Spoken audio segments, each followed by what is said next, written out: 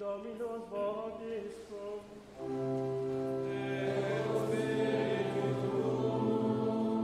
Sequentia Sancti Evangelii secundum Lucam.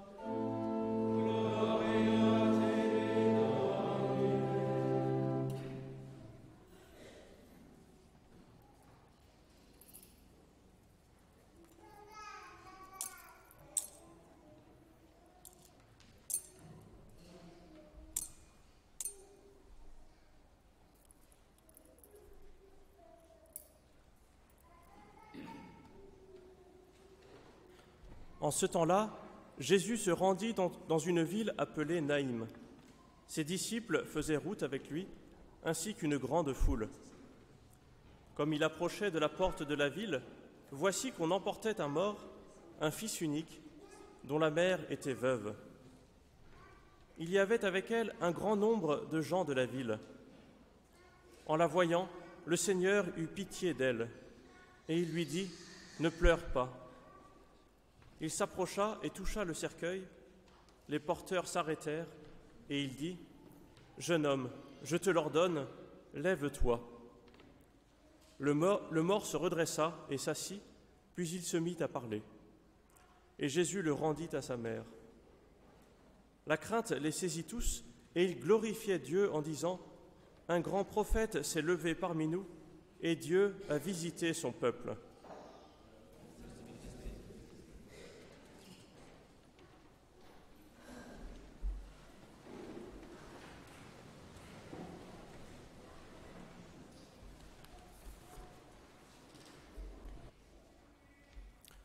Au nom du Père et du Fils et du Saint-Esprit, ainsi soit-il. Chers amis, le passage que nous venons d'entendre prend place juste avant une question de Jean-Baptiste qui envoie 2 disciples auprès de Jésus. Et il lui demande : « Es-tu celui qui doit venir ou devons-nous en attendre un autre ?» Et Jésus renvoie les disciples à Jean-Baptiste en citant le prophète Isaïe. « Allez annoncer à Jean ce que vous avez vu et entendu.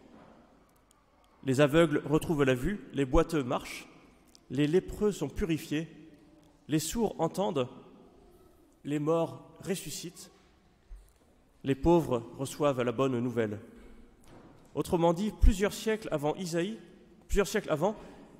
dépeint un portrait du Messie.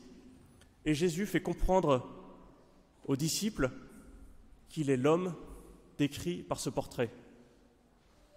Jean-Baptiste sait bien que Jésus est le Christ, le Messie de Dieu, mais il veut le faire comprendre à ses disciples. Et donc aujourd'hui, dans ce portrait, Jésus ressuscite un mort. Regardons à nouveau la scène. Jésus passe à travers villes et villages pour annoncer le règne de Dieu, l'évangile du règne de Dieu, qui se fait tout proche, et son enseignement a une saveur toute particulière, car sa parole divine touche ce que chacun a au plus profond de son cœur. Quelques versets plus tôt, il disait : « Heureux vous les pauvres, car le royaume des cieux est à vous. Heureux vous qui pleurez maintenant, car vous rirez. Soyez miséricordieux comme votre Père est miséricordieux. » Et en même temps, sa parole est exigeante. « Si vous faites du bien à ceux qui vous en font, quelle reconnaissance méritez-vous ? Ne jugez pas, aimez vos ennemis. » Avec cela, Jésus guérit de nombreux malades et expulse les démons. On comprend donc que les foules s'attachent spontanément à lui. Dieu est à l'œuvre et ils veulent en être témoins. Ils désirent le connaître davantage. Et la parole de Jésus est suffisamment forte pour que les gens laissent leur occupation quotidienne et marchent derrière lui. Et donc, voici cette foule qui arrive à la porte de la ville de Naïm. En fait, ce sont 2 foules qui se rencontrent.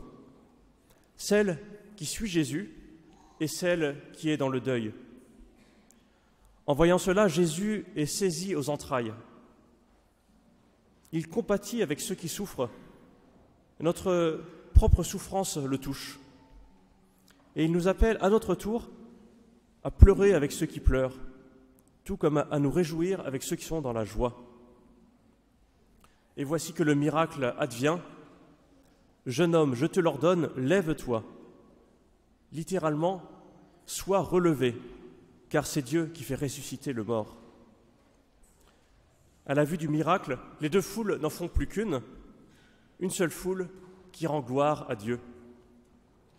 Ce miracle éclatant, en réalité, est un signe.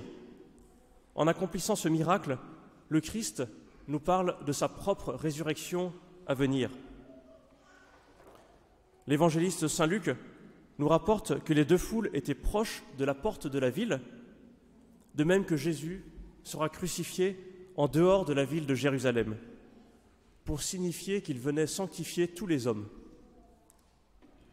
La lettre aux Hébreux nous dit « Jésus, voulant sanctifier le peuple par son propre sang, a souffert sa passion à l'extérieur des portes de la ville. »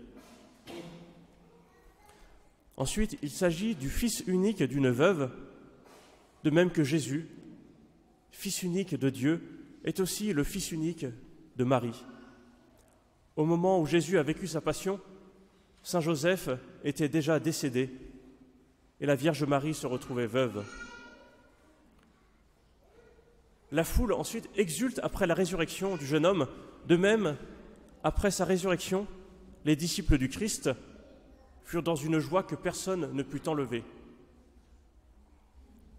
La nouvelle de la résurrection de ce jeune de Naïm se répandit dans toute la Judée, dans toute la région, de même que les disciples et les apôtres partirent dans le monde entier annoncer la résurrection du Christ.